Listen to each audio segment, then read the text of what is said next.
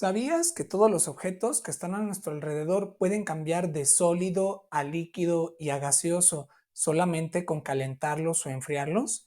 Quédate en este video para que aprendas conmigo de qué tratan estos cambios en los estados de la materia. ¿Qué tal? Bienvenido a otro video para el canal. Soy el profesor Juan Pablo Carrillo. Tengo ya más de 4 años de experiencia dando clases en secundarias y tengo una maestría en educación con intervención en la práctica educativa. Para el día de hoy vamos a hablar de cuáles son estos estados de la materia, también llamados estados de agregación de la materia. Es el subtema 2.2 y si te acuerdas, en el video anterior hablamos de manera muy general cuáles eran las propiedades generales que tenía la materia. Dimos la definición de propiedad y la de materia. Para el día de hoy vamos a empezar a detallar un poco más estas propiedades y la primera es el estado de agregación. Como tú podrás recordar, esto es algo que te enseñan en la primaria de manera muy simple. Sabemos que existe el estado sólido, líquido y gaseoso, pero realmente no son los únicos, existen más.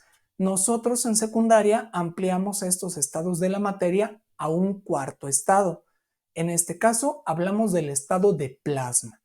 Vamos a describir de manera muy breve cuáles son las características científicas que tienen estos estados de la materia. Pero antes, no olvides suscribirte a mi canal si no lo has hecho. Recuerda que subo videos cada semana y estoy seguro que más de alguno puede ser de tu interés. Muy bien, entonces si queremos comenzar a describir cuáles son estos estados de agregación de la materia, hay que comenzar dando una pequeña definición y esta es la de la teoría cinética de las partículas. Según esta teoría, todo lo que conocemos a nuestro alrededor está hecho de pequeños puntitos llamados partículas. Estas partículas se encuentran en movimiento y son aquellas que conforman a los átomos y a las moléculas, es decir, a todo lo que está a nuestro alrededor. Estas partículas están en constante movimiento y vibración y la cantidad de movimiento que tengan va a depender de la temperatura y la energía que puedan recibir las partículas. Además, es importante mencionar que las partículas se acomodan de una manera muy específica dependiendo si es sólido, líquido, gaseoso o plasma. Hablar de las partículas nos indica que todo está formado de pequeñas partecitas y dependiendo de cómo estén estas pequeñas partecitas acomodadas, la materia va a ser de un estado o de otro. Y entre mayor sea la temperatura, estas partículas se van a mover más al grado de que cambien de un estado donde están muy quietas a otro donde tienen una mayor libertad de movimiento. Y esto es lo que da origen a los estados de la materia. Aquí te pongo un cuadrito muy general que es el que trabajan mis alumnos en clase, pero para que veas de manera amplia cómo están organizados cada estado de la materia y que nos vamos a enfocar en describir cuáles son las características de cada una, así como algunos ejemplos. El primer estado vamos a ir pasando, yo creo que del más simple al más complejo a lo mejor. El primer estado de agregación del que vamos a hablar tienen una forma y un volumen fijos y definidos, además de que no dependen de un recipiente. Quiere decir que ellos ya tienen su forma y no necesitas acomodarlos en algún recipiente para que su forma cambie, ¿ok? Segundo, tienen unas grandes fuerzas de atracción entre sus partículas. Esta fuerza de atracción evita que las partículas se muevan. Al momento que surge esta atracción, las partículas se quedan quietas y unidas entre sí. Por último, pueden formar patrones geométricos, es decir, que tengan figuras debido a que sus partículas están muy bien acomodadas y una vez que se les da forma, es difícil que vuelvan a cambiar esa forma que se les ha dado. Si te das cuenta, estamos hablando del estado sólido, donde las cosas pues ya tienen su forma definida y no cambian. Ejemplos de algunas sustancias que están en estado sólido es mi playera, por ejemplo, la computadora, la cámara, una pared, una ventana. Todos estos objetos son sólidos ya que tienen una forma definida y sus partículas están fuertemente unidas entre sí. Continuando, vamos a pasar al siguiente estado de agregación. El siguiente toma la forma del recipiente que lo contiene debido a que sus partículas no tienen una tensión suficiente entre ellas. Con esto me refiero a que no están suficientemente unidas, de forma que no se quedan totalmente quietas, y eso permite que se muevan y puedan fluir.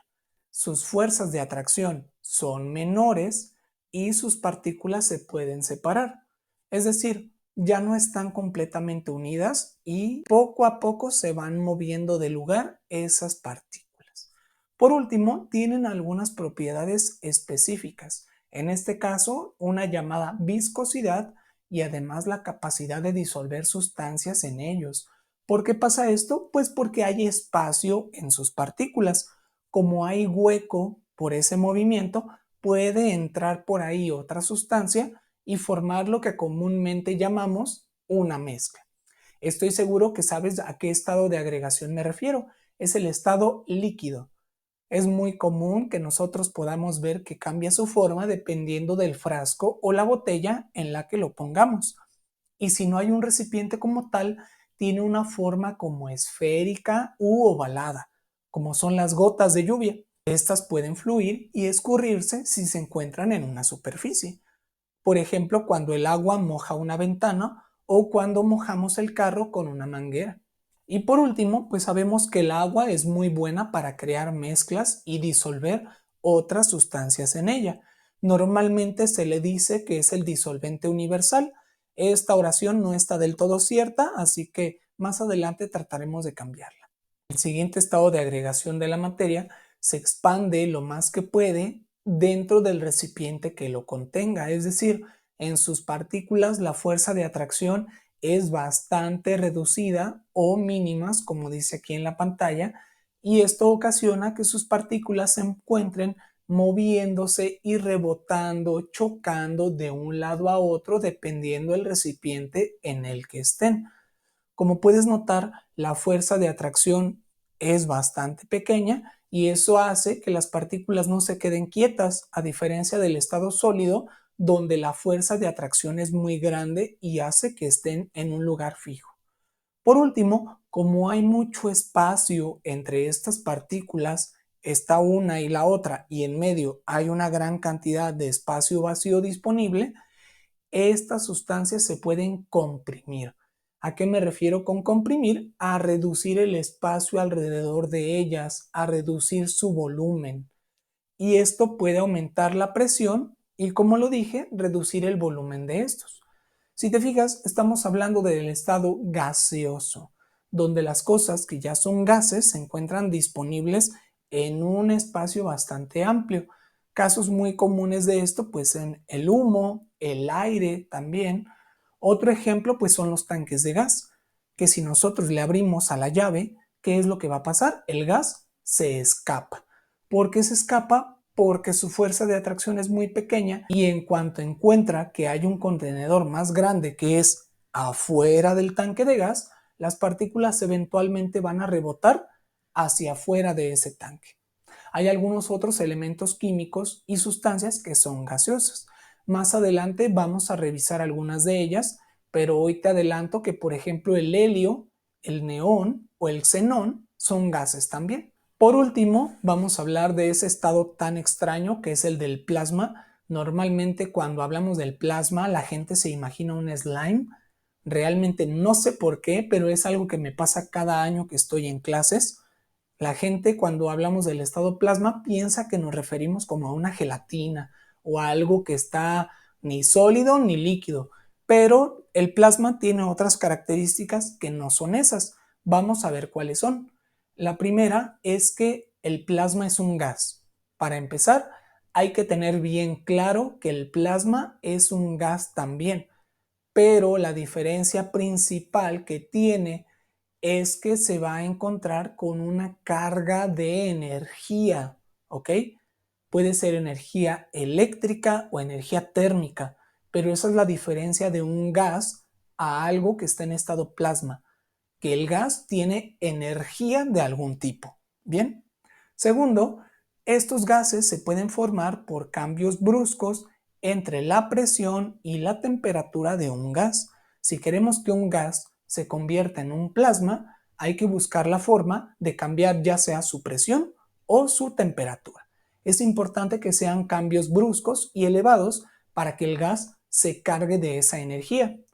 Por último, como está muy cargado de energía este plasma, puede liberar la energía que se ha acumulado de forma instantánea.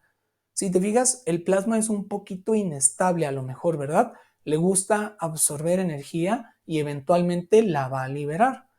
Ahora podremos preguntarnos, bueno, ¿y en la vida cotidiana qué puede ser plasma? Hay varios ejemplos. El primero te lo pongo aquí en pantalla, que es una bobina de Tesla. Es un aparatito diseñado para estudiar específicamente las particularidades de los gases. Tal vez en otro video platiquemos más de ella.